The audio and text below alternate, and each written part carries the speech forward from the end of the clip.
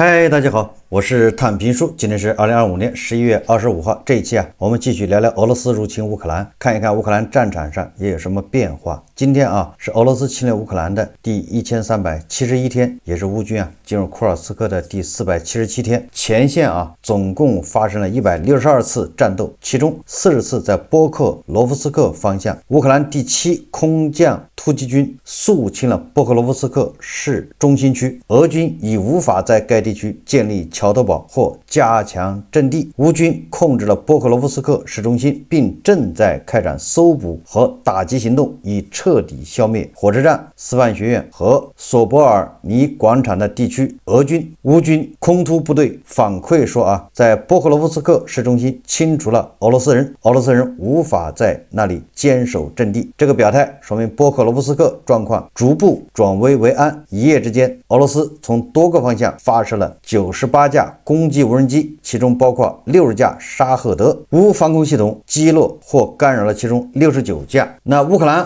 也是毫不手软根据俄罗斯国防部报告11月23日到24日夜间，各地拦截并摧毁了93架无人机，其中比尔格莱德45架，克拉斯诺达尔边疆区9架，夏诺夫格勒德7架，沃罗涅日4架，黑海20架，亚速海8架。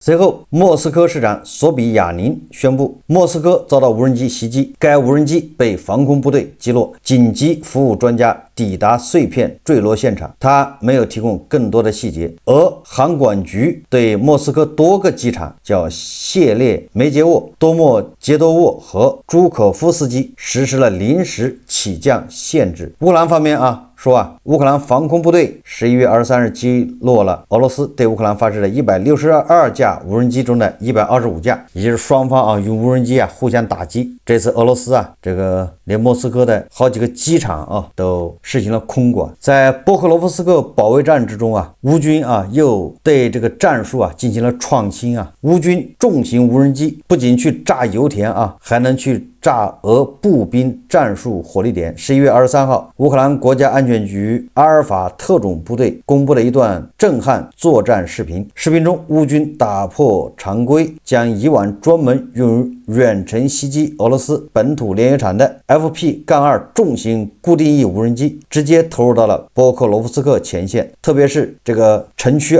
说这一举动不仅是战术上的急转弯，更标志着前线火力对抗进行了叫重型化的新阶段。这个 FP-2 重型固定翼无人机和那个4旋翼的FPV 无人机，那这个杀伤力这种攻击的力度那完全不是一个概念在此之前，前线俄军习惯面对的是携带1到3公斤炸药的小型4旋翼 FPV 无人机。这些蚊虫虽然烦人，但对固定攻势的杀伤有限。然而FP-2 无人机的入场彻底改变了这一规则。它挂载120公斤的高爆弹头，其威力相当于一枚 FAB-100 航弹。当它不再飞越千里去袭扰后方的能源设施，而是直接撞向几公里外的前线阵地时，其带来的破坏力是毁灭性的。视频中展示了这种降维打击的恐怖效率。在波克罗夫斯克方向，俄军占据了一处工业设施的高塔，将其打造为集机枪火力点、狙击位和 FPV 操作台于一体的战略制高点。面对这种钢筋混凝土工业塔楼，常规炮弹难以有效杀伤。乌克兰安全局果断出动多架 FP-2 无人机，以类似巡航导弹的姿态精准命中塔楼，巨大的爆炸瞬间瓦解了这一战术枢纽，将俄军的火力点彻底抹平。这个也是战场的一些新变化不管怎么样，俄罗斯到现在为止还没有拿下波克罗夫斯克，连库皮扬斯克双方还在交战。普京想吃饺子已经等不及了，一次又一次的落空换来的是什么呢？换来的是俄罗斯各地的炼油厂、发电厂发生爆炸。乌克兰袭击了莫斯科附近最大的热电厂。11月23日上午，莫斯科州州长沃罗比约夫报道，乌克兰用无人机袭击了莫斯科州最大的热电厂及沙图拉热电厂，该企业发生火灾。他表示，今天上午沙图拉热电厂遭到无人机袭击，部分无人机被防空部队击落，部分坠落在电站区域，该设施发生火灾，目前火势已被控制，应急部门仍在继续工作。根据这个有人拍的那个视频显示啊，沙图拉发电厂遇袭的更多画面流出。此次无人机袭击规模庞大，多处注油变压器因多次击中而起火，攻击导致电力基础设施受损，莫斯科各机场航班停飞。乌克兰无人机系统部队指挥官马扎尔补充称，俄罗斯入冬前的夜晚已被新的色彩点亮，请习惯吧，后续还有更多的行动。也就是俄罗斯人这个岁月静好啊被打破。对俄罗斯人来说啊，真是怕啥来啥呀。曾经嘲笑别人冻成狗，这就是欧盟啊，欧洲缺了俄罗斯的廉价能源就会被冻成狗。如今啊，轮到自己体验冻成鹅。今年是俄罗斯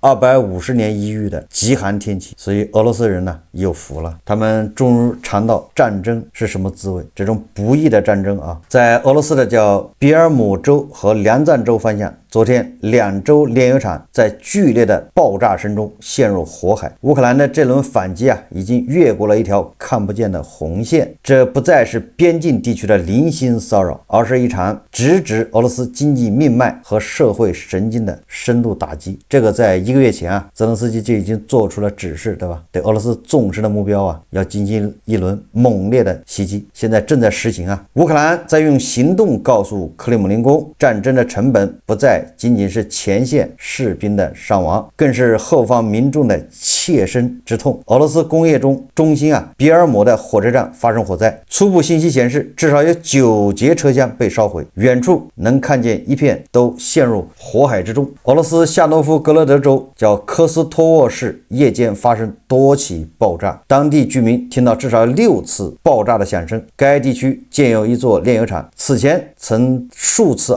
遭到乌克兰无人机的袭击。这是乌克兰要过来进行补炸。这是战场的一些情况啊。总之，普京面对的是一次又一次的失望。格拉西莫夫到现在既没拿下波克罗夫斯克，也没拿下库皮扬斯克，俄军还在每天遭受重大损失啊。那么最近一段时间比战场上更加激烈的、更加凶险的是外交战线。特朗普和他的小集团抛出了28条和平计划，实际上就是逼迫乌克兰跪地求饶的计划，遭到了不仅是欧洲、乌克兰，世界其他爱好和平、爱好正义的这个国家和组织的强烈反对，也遭到了美国国内很多政治势力的反对，甚至连共和党内部都一致反对。特朗普在这个强大的压力之下这个小集团内部发生分化，大家互相甩锅。也很多网友都知道泽连斯基这个时候表现是非常成熟的，虽然感觉到这个屈辱委屈，但是又不能跟特朗普撕破脸，因为你面对的就是这么一个对手，毫无底线，所以他只能捏着鼻子还得跟特朗普谈判。所以泽连斯基对吧，派出代表团跟这个美国的卢比奥、什么维特科夫在日内瓦还有欧洲的代表进行这个磋商。虽然卢比奥事后说双方谈得非常好，吹了一通，但是记者说现场笔都摔断了，也不知道是气愤的还是紧张的。当然这些都是有演绎的成分至少说明卢比奥讲的都是场面话，对吧？我不相信这样的一个场合大家还能谈笑风生还能举重若轻、闲庭信步，拍桌子那是肯定的。我们先看看这个欧盟主席冯德莱恩怎么说的这个冯德莱恩也很简单给这个俄乌停战画了3条红线。这很厉害他就画了3条红线。第一个，乌克兰的边界不可更改；第二个，乌克兰的武装力量不能设限；第三个，欧盟将确保乌克兰和平。说得很漂亮我在以前节目一直说欧盟欧洲它就像一个破旧的公交车，它现在已经出发了，它虽然跑得慢，但是终究要到达这个终点站。我们对欧盟经常很有意见，对吧？觉得它决策慢，犹犹豫豫，忧愁寡断，不像司令官说出兵15000朝鲜士兵就到了库尔斯克，说给武器，对吧？整火车皮的，整船的往俄罗斯运，对吧？据说运了600多万发炮弹呢，大口径炮弹但是没有办法，欧洲就是这个制度人家民主制度，它就是对吧？阻碍多，各种反对力量都要说服，对吧？都要按程序来办，他没有一个领导人一拍脑门，像司令官呢，对吧？一挥手几万人死了不在乎，都是韭菜嘛，都是耗材。但欧洲做不到这一点呢？你看德国还有个什么选择党，这不专门跟莫尔茨对着干的。法国也有啊，对吧？法国也有这反对党，英国也一样啊。英国还好一点啊，英国好像这个议会，对吧？这上下都是全力支持的。那意大利更是了啊，里面还有一些亲俄的，所以他们决策就是慢，没有办法。这个冯德莱恩呢，欧盟早就对吧拟定了这个一直到2035年的计划，一共是8000亿欧元嘛，予以准备，对吧？那个欧洲的那些军事工业要开动起来，都不是一句话的事。所以有的时候我们总是抱怨啊，欧盟太磨叽。这个马克龙啊，他早就说了，对吧？2年前就说要派部队，而且是法国自己派部队进入乌克兰，不需要北约，但到现在为止还在谈，有的时候难免啊让人心寒，让人失望。但是没有办法，这就是民主的代价，他不是领袖挥挥手就可以啊。马克龙挥挥手，没人搭理他。欧洲媒体报道啊，说8个北欧和波罗的海国家宣布继续向乌军提供军事援助。就在美国的28条这个投降协议曝光以后啊，丹麦、爱沙尼亚、芬兰、冰岛、拉脱维亚、立陶宛、挪威和瑞典于11月22日星期六发表了联合声明，从俄发动侵略战争之初，我们就一直与乌克兰站在一起，并将继续这样做。这不仅关乎乌克兰的安全，也关乎整个欧洲的安全，也就是支持乌克兰打到底。我们再看啊，这个欧洲实力最强的国家德国，他是怎么表态的？就在这个南非啊召开的 G20 峰会上，这个德国总理默尔茨对全球记者啊做了一个非常简短，但是又有力的，而且非常干脆利落的一个讲话。大家看视频。So, meine Damen und Herren, der Bundeskanzler ist für ein Statement hier. Wir haben heute keine Zeit für Fragen. Morgen gibt es eine Pressekonferenz. Heute ein Statement.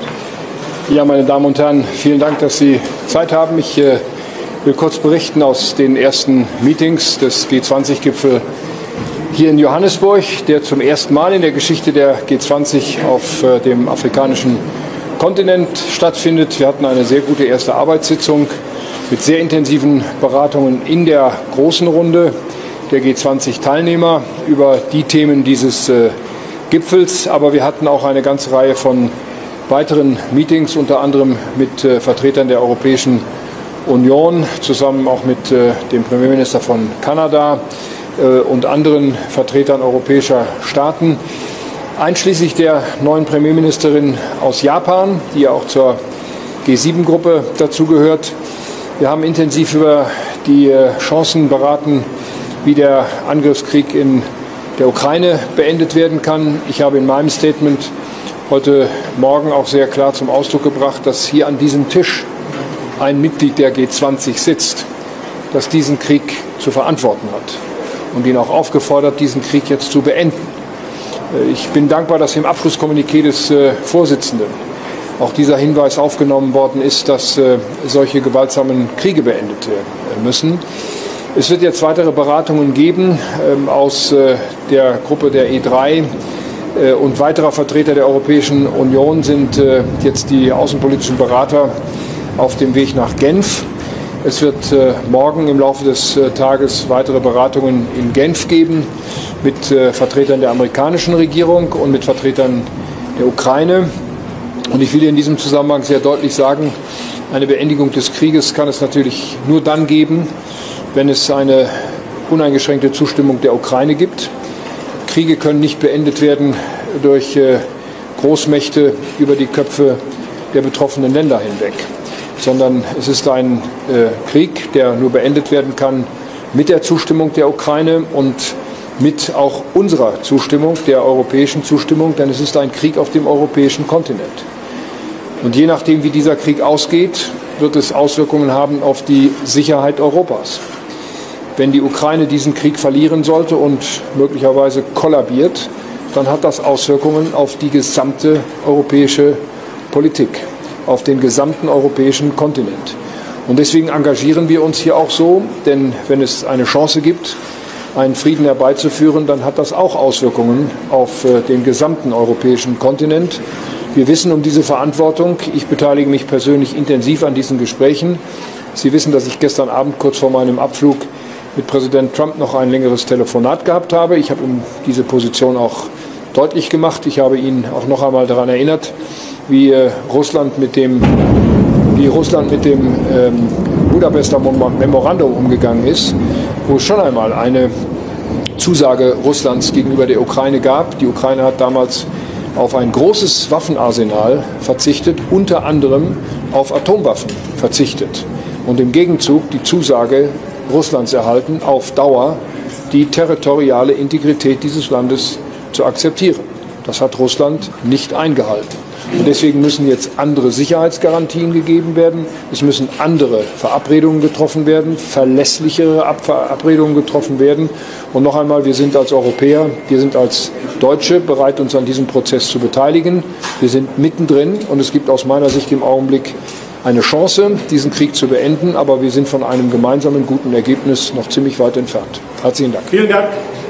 我把他这个讲话呀，给他解释一下啊，主要就是2点。第一点，没有乌克兰同意，对吧？这协议都不算数，没有用。第二点就是没有欧洲人同意，你这协议也是扯淡。第三个，俄罗斯这样的协议签过，那就是布达佩斯备忘录，内容差不多，他食言了，所以这一次不能相信他。第四个啊，莫尔茨斩钉截铁的说，现在停战不可能。结合到莫尔茨对吧？去南非之前，在德国议院说的啊，议会啊，在最短的时间内给乌克兰配备这个远程打击俄罗斯纵深的这种能力，对吧？但是他没有直接说就是金牛座巡航导弹，尽快啊，马上就要到位，说明什么？对吧？这德国已经做好准备了，接着打。按照莫尔茨说的话，结束战争的道路仍然漫长。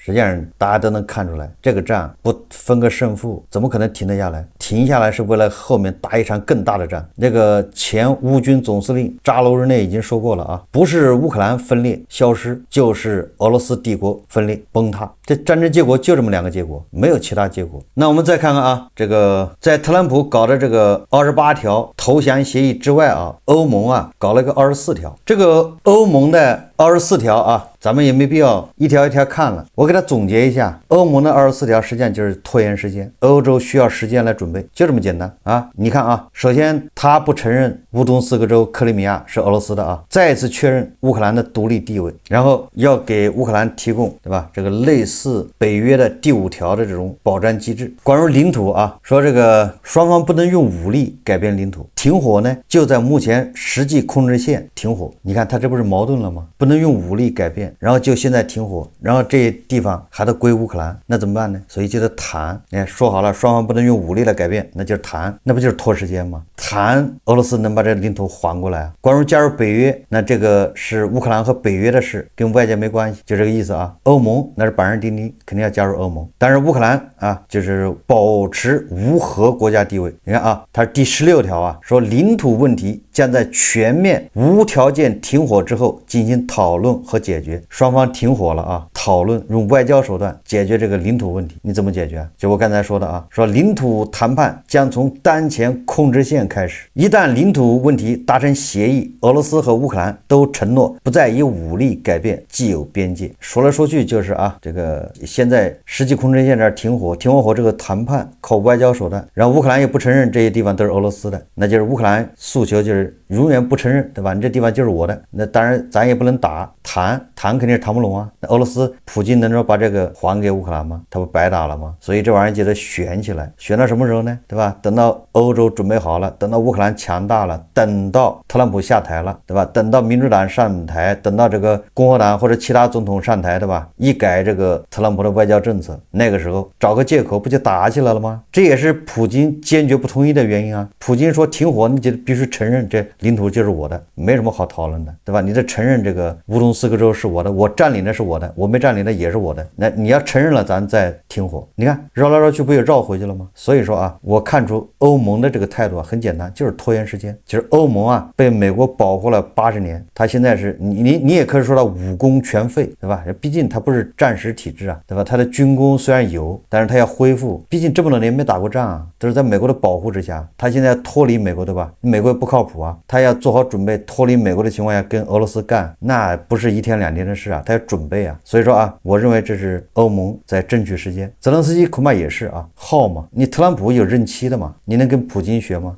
再搞4年，宪法改一改。这个莫尔茨还有马克龙还有这个冯德莱恩说的啊，他们虽然不下场不打仗，对吧？不直接参与，但是从经济上面人家制裁俄罗斯，你要解除制裁，你还得欧盟同意啊，欧盟配合啊。咱们说过了啊，如果停火了，但是这些制裁都没解除，那俄罗斯将面临着更大的困境，在国内经济一团糟，美国是帮不了他的。特朗普啊，虽然给这个普京许诺把他重新带回 G8， 对吧？现在是 G7 嘛，把它再加上，但是这个遭到了啊 G7 中的 G6 国家一致反对。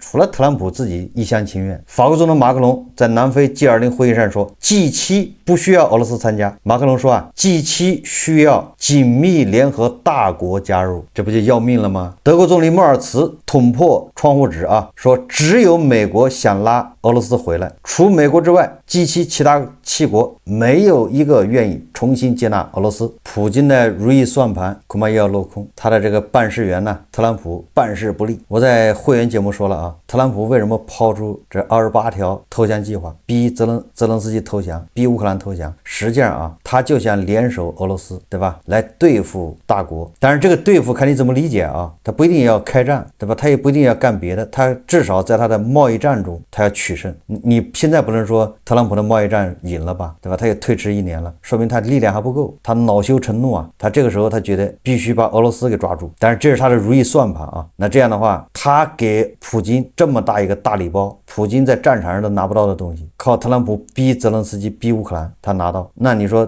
普京得怎么感谢特朗普，对吧？普京得也有投名状啊，回头把好大儿打一顿，不听话，对吧？不给我恩人的面子就是不给我面子，不给俄爹面子，那俄爹很生气，后果很严重啊。当然了，你也可以说啊，特朗普是受到爱泼斯坦文件，对吧？这个影响，他想转移注意力，这个也可以这么解释吧。但是我觉得啊，你要想解释特朗普为什么这么丧心病狂的逼泽连斯基逼乌克兰投降，恐怕只有这一种解释，就是他现在特朗普也是内外交困，对吧？对内他对他的那些以前的那个死忠粉呢没法交代，你可以说美国的经济在他手上没有任何起色，对吧？咱也不说他搞得一团糟啊，这至少没什么起色吧？吹牛吹了1年多，他怎么交代呢？马上就中期选举了，所以他急于啊要在贸易战中要取胜。如果大国他拿不下，那其他的国家其实也很难办，人家都要跟着学，跟这个特朗普较劲。所以我认为啊，这是特朗普为什么心急火燎的逼着这个乌克兰投降原因啊，就只有一个解释。当然了，有人就说这个特朗普是普京的间谍，这些我觉得这还是情绪化啊。从这个 G7 国家坚决抵制接纳俄罗斯就知道，欧盟要解除对俄罗斯的制裁那多难呢？所以你反过来从俄罗斯角度来说，即便是特朗普的这个28条投降计划，普京他也会装腔作势的吧，扭捏一番才能勉强同意。那你说欧盟把它一改，你不管怎么改啊，那普京都没法接受。所以这个莫尔茨说的很明确啊，停战没那么容易，还要打。乌克兰人也一样啊，已经上过3次当了，还能再上当吗？对吧？俄罗斯人签的协议有什么用啊？一点用都没有，就是用来撕毁的。欧洲正做好准备应对特朗普停止支持乌克兰。欧洲官员表示啊，欧盟正准备好，美国总统会在10万中停止支持乌克兰。其中一位告诉媒体，我们显然是在为这种情况做准备。这个特朗普完全也可能啊，真的会停掉这个情报支持、情报共享。上一次就是特朗普玩的这一招，乌军才会从那个库尔斯克撤走啊。所以说，无论是乌克兰还是欧洲，要做好心理准备。这个特朗普很有可能要玩这一手。美国共和党议员向特朗普喊话啊，说普京把你当傻子耍，别赞颂美国利益。资深的共和党议员米奇·麦康奈尔在社交平台 X 上直言，用奖励俄罗斯屠杀行为的方式换和平，将给美国利益带来灾难性后果。他进一步炮轰普京一整年都在把特朗普当傻子耍。参议院军事委员会主席共和党人罗杰·威克尔也在11月21日表达强烈的质疑，称自己对这份提议能否实现和平深表怀疑。乌克兰不该被迫把领土割让给普京这样臭名昭著的战争罪犯。迈克尔在声明中明确反对领土妥协，强调乌克兰应自主决定军队的规模。他警告啊，说给普京的任何承诺都不能成为奖励其恶意行为的筹码，更不能损害美国及盟友的安全。参议院银行委员会主席共和党人蒂姆·斯科特11月22日提出不同解决方案，表态支持对俄罗斯实施进一步制裁，这也是议员们长期以来的共同诉求。我会全力推动出台强有力且合理的制裁措施，向克里姆林宫施压，让特朗普总统手握足够筹码去争取真正的和平。这个美国的民主党众议员叫埃尔·格林，在华盛顿哥伦比亚特区向支持者公开宣布，他将在国会休会前以特权动议的形式正式对美国总统特朗普提出弹劾条款。特朗普的这个出卖乌克兰的28条引起了美国国内，关键是共和党的，对吧？很多大佬的反对，所以这个特朗普小集团呢开始互相甩锅啊。卢比奥说我不知道，这就是转交俄罗斯方面的这个提案。一会儿又说啊，这就是美国认可的。维特科夫又说，对吧？这个是俄罗斯人自己泄露出去的，本来就是拿来讨论的，等等啊，说明他们自己也知道这玩意不光彩。我们再看看俄罗斯还能打多久啊？这个路透社啊，数据显示，俄罗斯11月石油收入预计同比下跌 35%， 估算收入为5200亿卢布，大概66亿美元啊，较去年同期下降，环比10月减少 7.4%。2025年前11个月累计收入下降 22%， 远低于财政部最初测算。这个石油收入啊下降太快啊，怎么办呢？只能卖黄金来弥补。俄罗斯的石油收入正在急剧下降，2025年经济将萎缩250亿美元，原油价格跌至一半，制裁加上乌克兰的空袭，损失巨大。10月初啊，俄罗斯政府公布了2026至2028年联邦预算草案全文，这份文件勾勒出了总统普京未来数年的核心政策重点。这个俄罗斯反对派政治家弗拉基米尔·米洛夫在提交给基辅独立报的自由俄罗斯基金会智库报告中明确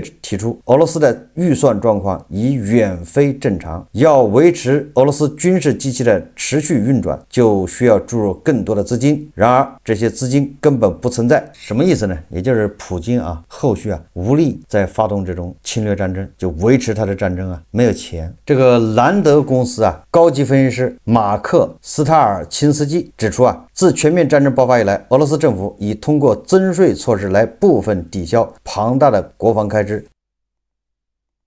尽管政府已采取了大幅度的增税措施，例如将企业利润税提高至 25%， 并计划将增值税上调至 22%， 但由此产生的新增收入也仅只能满足所需资金的一小部分。米洛夫指出啊，政府似乎正转向其唯一的剩余选项，叫货币发行，即实质上等同于由中央银行直接向政府提供信贷。大规模的国内借贷将进一步拖累经济，并且会立即让俄罗斯的精英阶层联想起1998年那场灾难性的金融崩溃。那场危机正是由高利率环境下同类赤字融资所发生的。杜布罗夫斯基表示啊，大家还记得吧？大概1-2个月前，盛嚣尘上的俄罗斯要到大国发熊猫债，是不是也不了了之了？看看俄罗斯啊还能坚持多长时间？好，这期节目我们就聊到这里，感谢大家收看。如果喜欢我的节目，欢迎订阅转发，也可以在下方留言评论，谢谢大家。